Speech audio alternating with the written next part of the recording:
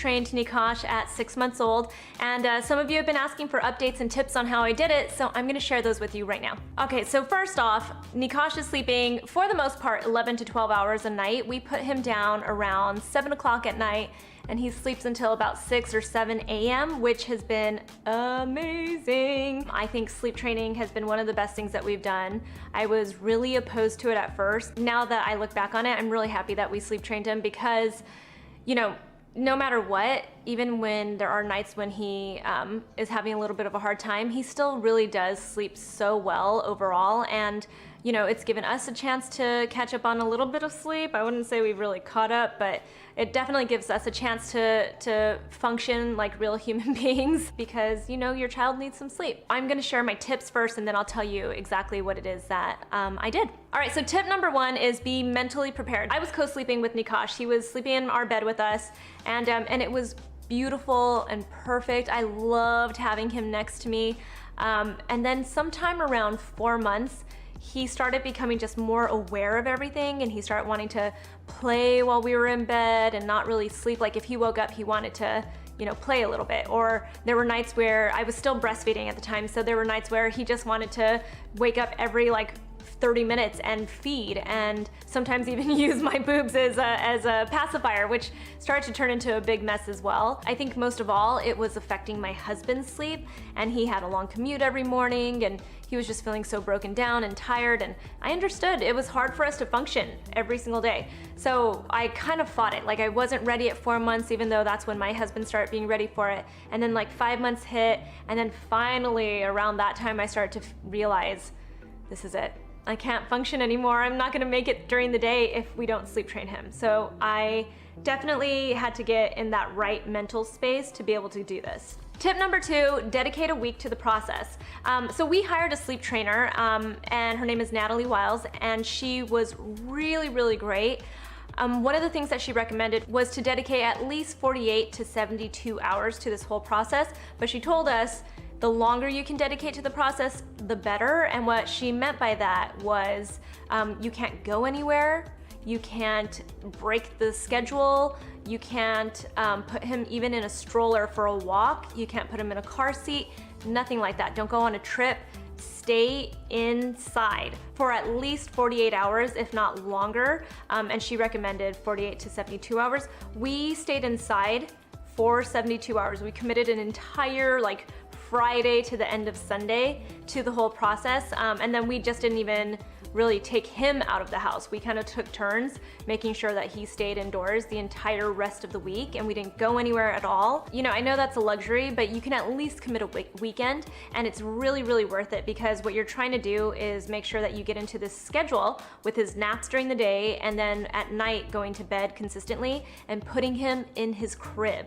And that is the key, because you don't want to take him for a ride somewhere, even if it's just to go get ice cream or, you know, like a coffee. You don't want to put him into the car seat because the car could make him fall asleep, which kind of backfires because you're trying to teach him how to just put himself to sleep. So don't take him anywhere, don't put him in a car seat, don't put him in a stroller. Try to commit a week. If not, at least commit a long weekend to the process because it will really, really help you. Tip 3 is consistency is key. I used to be one of those people before I had a child who was such an asshole. I was such a jerk when I think back on my friends who had babies before me, because they would say things to me like, oh no, we can't meet you for brunch at this time because that's when our baby is taking his nap, or we can't meet you for lunch because, you know, that will throw him off of, you know, his feeding schedule or something like that. All these things used to not make any sense to me at all. But now that I have a child who is sleep trained and on a consistent nap schedule, it makes so much sense to me, because once you put them on this schedule, the more consistent you are with that schedule, with all of the times that you do everything, the better your life will be, I promise you. You know, once they know what to expect during the day and at night, then they just follow it so much easier. Tip number 4, darken the room.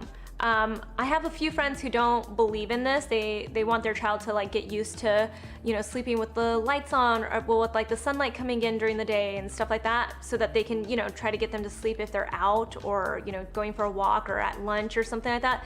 But I tried that. It didn't work for me. I was trying to be that cool mom who still keeps my social life. I've given up, and I've decided that what is better is to darken the room. Make it feel super, super dark. The darker, the better.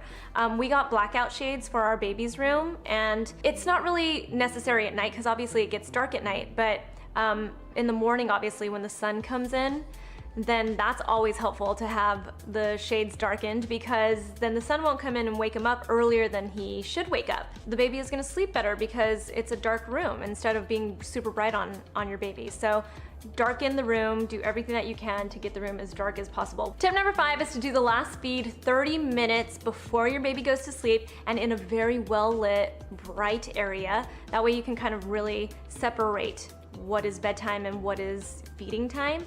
I used to let my baby go to sleep with a feed. So he would actually kind of get used to that. Like he'd be in my arms and either be breastfeeding or I'd be feeding him with a bottle, and he would fall asleep like that at night. So he got used to like really needing to do that. So one of the things that we had to train him to do was to first eat, and we would do it 30 minutes before. We would let him finish his bottle. It'd still be bright in here, the TV would be on, people would be around, we'd be having conversations around him, and he would know that while he's eating, he's not supposed to sleep. And then we would move into my next tip.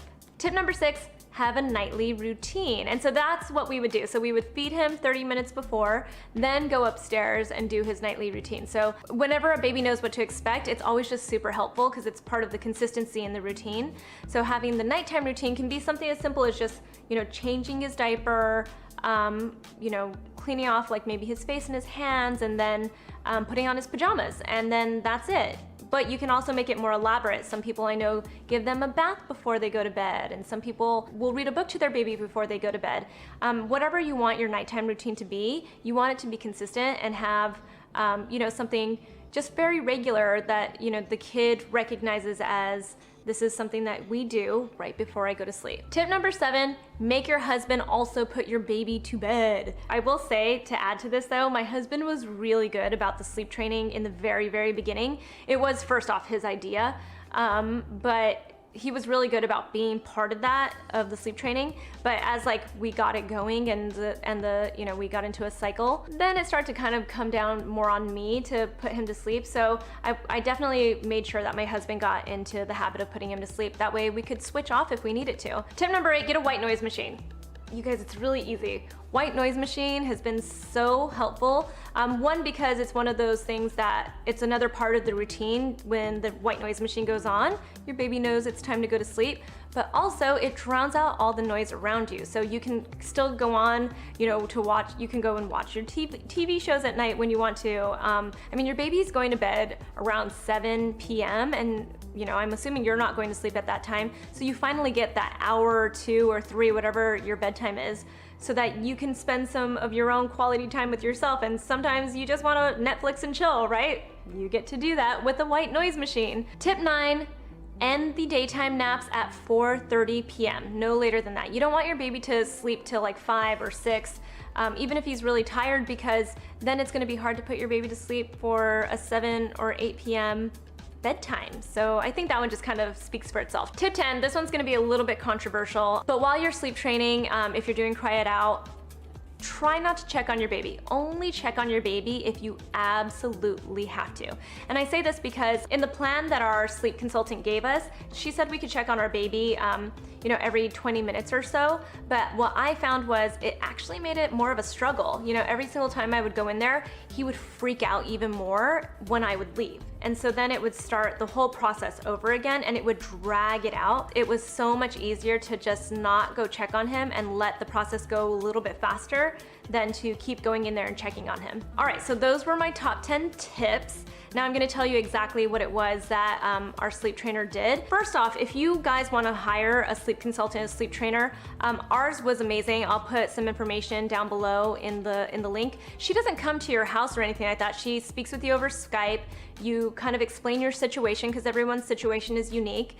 And then she just gives you a plan. And then the best part about it is, for the week that you're sleep training your child, she is available by email and by phone the entire time, so that if you come up with a question while you're in the middle of the sleep training, she will be there to answer any of your questions. So you can send her a text message like, wait, he stood up in his crib suddenly and he doesn't know how to sit back down. What do I do? She's gonna be there to just kind of you know, more than anything, be your cheerleader, because that's kind of what you need. You almost need somebody to like talk you out of quitting. And you know, I guess I would actually make that one more tip is don't quit. Once you decide to sleep train your child, you have to commit to it, because it's only worse if you get it started and then stop and then try it again, because you're just gonna teach your child that crying will get you to go in there, or you're just gonna like go through this torture of, you know, making your child cry, but then you give up on it and then you just went through that whole process for nothing. The way it worked was on a Friday night, we decided this was gonna be the night that we were gonna sleep train him. 30 minutes before we were gonna put him to sleep, we gave him his last bottle. He finished that bottle, I took him upstairs, did our little nighttime routine, turned on our white noise machine, closed all of the blinds, made it completely dark, closed the door, so he knew this is time. And then, you know, instead of doing something that you would normally do, like rock your baby or like pat your baby on his back or anything like that, she said, we can't do that stuff. She said, she kind of gave us a scale of 1 to 10, and she said 1 being wide awake and 10 being passed out asleep. So she said, you want to hold your baby really still for up to 5 minutes and make your baby get to a level 5 on that scale. You want your baby to be tired, but not so tired that he's falling asleep. You want him to just be like tired. Like when he starts to rub his eyes, she was like, put him down in his crib. So that's what we would do. Turn on the white noise machine, close the blinds, close the door, make it dark, hold him still. And then when it felt like he was tired in that 5 minutes, or if he wasn't tired after that 5 minutes, you would still put him down. 5 minutes was the max. We would lay him down. We would say, I love you. It's time to go to sleep. We walk out the door and let him go. And obviously we had our monitor as well. You have to monitor your baby throughout this whole process, because you know, you need to see what's happening and everything and make sure that the baby is okay. And it was torture. That first night was absolute torture. I watched him and it took about 45 minutes for him to fall asleep. He definitely cried, but it wasn't like a terrible cry. He was just more like, what the heck is going on? Why did you do this to me? Kind of crying. So our sleep consultant said we could check on him every 10 to 20 minutes if he cried consistently through that 10 to 20 minutes. Not if he stopped. If he stopped, that means that he was maybe like calming himself down. And that's what you want at the end of the day, is for your baby to calm down on his own. We waited a full 20 minutes the first time, and then I went in and checked on him, and then he freaked out when I left. She said you could only be in there for 20 to 30 seconds when you go in there, and all you do is go in, touch the baby, you can't pick the baby up, and just say, I love you, I'm here, but it's time to sleep. And then you walk out. That was all that she said you could do. He was so mad, he freaked out. So I started to think about it after that, and I was watching him and I was like, I don't think I'm gonna go in there anymore, because that made him so much worse. And I just really felt like it was gonna drag out the process. So we just watched and waited, and it was terrible. I had to watch a movie and drink a glass of wine. I recommend it. But then he fell asleep. And then I thought, okay, well that wasn't that bad, he fell asleep. But then around midnight, he woke up again. And that was actually the one that was really, really bad for me, because then we were in bed also. So you wake up and you hear your baby crying and you can't go in there and do anything. And it kind of freaks you out. And that time he went for an entire hour crying, and it was really sad to me. Again, he wasn't freaking out, but he was definitely, you know, upset about why we weren't coming. But it was an hour, that was it. And then he fell back asleep. And then the next phase of it was anytime between the hours of 4:30 a.m. to 6 a.m. We definitely could not check on him. So all those other times, if he cried consistently from 10 to 20 minutes, you could check on the baby if you wanted to, but anytime between 4:30 a.m. to 6 a.m., you absolutely could not go in there, because your baby has to work that one out by himself, she said. So he did wake up, but miraculously, and this is when I started to see how it worked, he put himself back to sleep probably within like 5 to 10 minutes. He just kind of woke up, he was like, what's going on? And then he went back to sleep. And then the second night, it all just started to get smoother. So we did kind of like the same thing during the day, but again, the naps, I'm telling you, are a whole different beast. So the second night, put him down, took about 20, 30 minutes, fell asleep. And then he slept through the night. And then the third night, put him down, fell asleep like within 10 minutes, didn't cry about it, he wasn't upset. It was beautiful. I was pretty amazed by the whole situation. And then he just started sleeping through the night. Like, it turned into one of those things where it was pretty amazing. A couple of little things I would not recommend this for a baby who's younger than 4 months old. That was something that my pediatrician said to me. I think it has a little bit to do with either the baby's age or with the size of the baby. So I would always, always, always check with your pediatrician before you do anything like this, like sleep training, because, you know, I'm not an expert. This is just my experience. So always check with your pediatrician about any of this stuff.